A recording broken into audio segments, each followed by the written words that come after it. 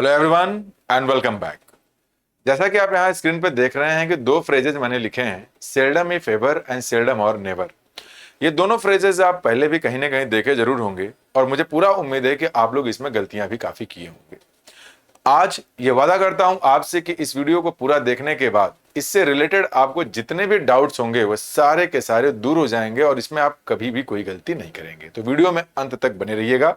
मैं आगे बढ़ूं उसके पहले आप लोग चैनल को पहले सब्सक्राइब कर लीजिए, वीडियो को दोस्तों के साथ शेयर जरूर कर लीजिएगा अगर ये अच्छा लगे तो आइए जरा देखते हैं इसमें कि seldom if ever and seldom और नेवर है क्या। इफ एवर और नेवर, देखिए फ्रेज तो यही है कि अगर आपने और लगाया तो नेवर लगाएंगे, इफ लगाया तो एवर लगाएंगे। इसको यूज करते हैं जब आपको पॉजिटिव मीनिंग पे स्ट्रेस करना हो और इसे यूज करते हैं जब आप नेगेटिव मीनिंग पे स्ट्रेस करना चाहते हैं। इसका क्या मतलब है, तो पहले इसकी हिंदी मीनिंग समझ लेते हैं। सेल्डम इफ एवर का मतलब हो गया किसी काम का रिपीटिशन न के बराबर है। उसका मतलब क्या है, उसका यह मतलब है कि एक काम होता तो है लेकिन बहुत कम होता है। तो सबसे पहले इसको जो है बिल्कुल सिंपल तरीके से समझ लेते हैं, फिर एक एग्जांपल देखेंगे, फिर इसके बाद ऐसे एग्जांपल्स देखेंगे जहां पर हमें इनके डाउट्स बन सकते हैं। जैसे मान लेते हैं कि महीने के पूरे 30 दिन हैं, ठीक है, और आपको इन महीने के 30 दिन के लिए आपके पापा ने बोला है कि बेटा तुमको टेंपल जाना है, लेकिन आप टेंपल जाने के शौकीन बिल्कुल नहीं है। आप किए क्या कि इन 30 डेज के ड्यूरेशन में आप गए सिर्फ 1 दिन 2 दिन या 3 दिन।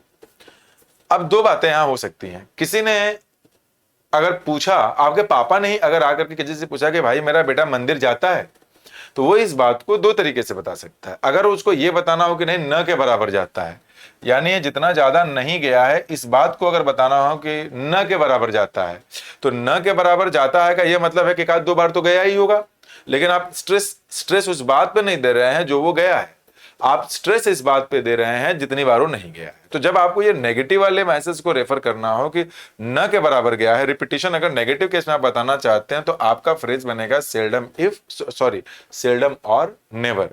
लेकिन एक तरीका ये भी तो हो सकता है कि हाँ एक आध बार चला जाता है, जाता तो है तो ठीक है लेकिन बहुत कम जाता है।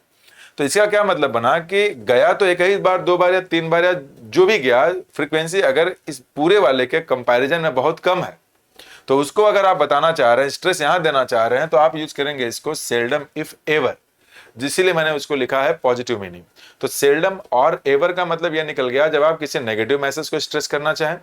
सेल्डम इफ एवर का सिंपल सा मतलब यह निकल गया कि भले ही वो कम गया है लेकिन उस कम जाने को ही आप स्ट्रेस करना चाह रहे हैं।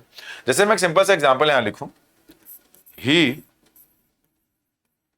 Seldom if ever goes there. मान लेते हैं कि ये हमारा एक एग्जाम्पल है और ये सेल्डम इफ एवर के साथ ही मैं यहां पे लिख दे रहा हूं एक टर्म सेल्डम और नेवर। ये दो ऑप्शंस हैं। अब हमें ये पता करना है कि दोनों में सही कौन सा है। तो यहां पे सही है दोनों ही है, क्योंकि हमें आगे पीछे कहीं कोई रेफरेंस नहीं दिया है। तो अगर हम पहला वाला ऑप्शन चूज करते हैं, यानी ये वाला seldom if ever goes there, तो इसका ये मतलब है कि हाँ वहां एक आध बार चला जाता है, जाने की फ्रीक्वेंसी बहुत कम है, लेकिन ठीक है जो जितनी बार वो जाता है भले ही वो बहुत कम है, मैं उसी बात को स्ट्रेस करना चाह रहा। लेकिन अगर मैं इसको बोलता हूं कि ही सेल्डम और नेवर गोज देयर, तो इसका ये मतलब है कि न के बराबर जाता है, यानी कि जाता ही नहीं है।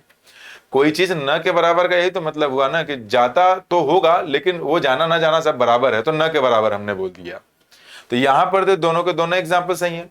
अब मैं आपको कुछ ऐसे एग्जांपल्स देने जा रहा हूं यहाँ पे जिसमें या तो वो सही होगा या तो ये सही होगा। मतलब कि वहां पे मैंने एक सिचुएशन दिया हुआ है, उस सिचुएशन के बेसिस पे आपको पहचानना पड़ेगा कि what is the correct phrase, seldom if ever और सेल्डम और नेवर। चलिए आइए इसको जो है समझते हैं आगे। जैसे कि एग्जाम्पल यहाँ पे लिखा है कि बीइंग अ केयरिंग मदर, एक केयरिंग माँ होने के नाते, या फिर क्योंकि वो एक माँ है और केयरिंग माँ है इसलिए वो भूल जाती है हर चिल्ड्रंस नीड्स, अपने बच्चों की जरूरतों को। क्या लिखा होगा, क्या मतलब क्या बोलना चाहा होगा। देखिए सबसे पहली बात तो ये है कि सेल्डम इफ नेवर ऐसा कोई फ्रेज है नहीं, तो अगर सेल्डम इफ नेवर नहीं है तो काट दीजिए, सेल्डम और एवर भी नहीं है काट दीजिए, बच गए वो दोनों। क्वेश्चन ये है कि यहां दोनों सही होगा कोई एक सही होगा, तो आप खुद बताइए आप क्या बोलना चाहेंगे। क्योंकि वो एक केयरिंग मदर है इसलिए अपने बच्चों की जरूरतों को न के बराबर भूलती है या कभी कभार भूल जाती है।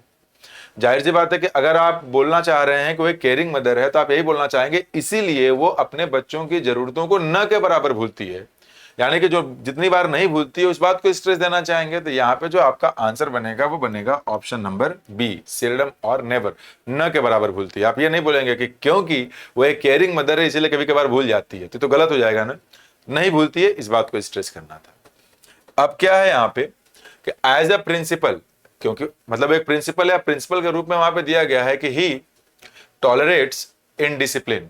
अगर आपने बोला कि एज अ प्रिंसिपल, तो प्रिंसिपल क्या करता है, इनडिसिप्लिन को टॉलरेट करता है या टॉलरेट नहीं करता है, क्या करना चाहिए प्रिंसिपल को? जाहिर सी बात है प्रिंसिपल हो तो टॉलरेट नहीं करेगा। तो यहां पे देखिए दो ऑप्शन दिए हैं, seldom if ever and seldom और नेवर।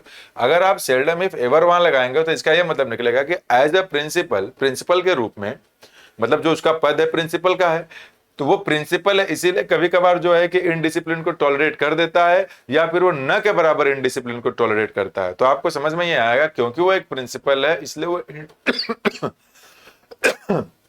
आई एम सॉरी, इसीलिए वो इनडिसिप्लिन को न के बराबर टॉलरेट करता है। तो यहां पे जो बनेगा ऑप्शन नंबर बी। एक और एग्जांपल देख लेते हैं आपकी समझ को तंदुरुस्त करने के लिए। दो he is an experienced driver, वो एक एक्सपीरियंस्ड ड्राइवर है, यहां पे क्या बोला गया कि ही लूजेस पेशेंस इन ट्रैफिक, और वो ट्रैफिक में पेशेंस को लूज करता है। दो एडवर्ब दिए गए हैं। तो पहली बात तो यह है कि अगर कोई ड्राइवर एक्सपीरियंस्ड है तो वो अपने धैर्य को ट्रैफिक में खोएगा कि नहीं खोएगा। आम सिचुएशन की अगर बात किया जाए तो अगर एक्सपीरियंस ड्राइवर है तो वो उस मतलब कि अपने जो पेशेंस है उसका, और ट्रैफिक को घबराएगा नहीं, वो अपना पेशेंस मेंटेन रखेगा, लूज नहीं करेगा, खोएगा नहीं उसे। अब यहां दिया है दो, ये जो दो और ऑल्दो होते हैं ये कंजंक्शंस होते हैं, ये दो अपोजिट, दो कॉन्ट्रास्टिंग स्टेटमेंट्स को जोड़ते हैं। कॉन्ट्रास्टिंग का मतलब ये कि अच्छा बोला तो खराब हो जाएगा दूसरे साइड में, पहले साइड में खराब बोला दूसरे साइड में अच्छा हो जाएगा। जैसे कि यद्यपि वो बहुत ज्यादा हार्ड वर्किंग है फिर भी सफलता मिल जाती है, ये सेंटेंस गलत हो जाएगा। अगर आपने बोला कि यद्यपि वो बहुत ज्यादा हार्ड वर्किंग है तो इसका उल्टा बोलना पड़ेगा, फिर भी उसको सफलता नहीं मिलती। तो यहां पे दो लगा दिया तो इसका यह मतलब है कि अगर इधर एक्सपीरियंस्ड बोला है तो इधर कहीं ना कहीं उसका उल्टा होगा।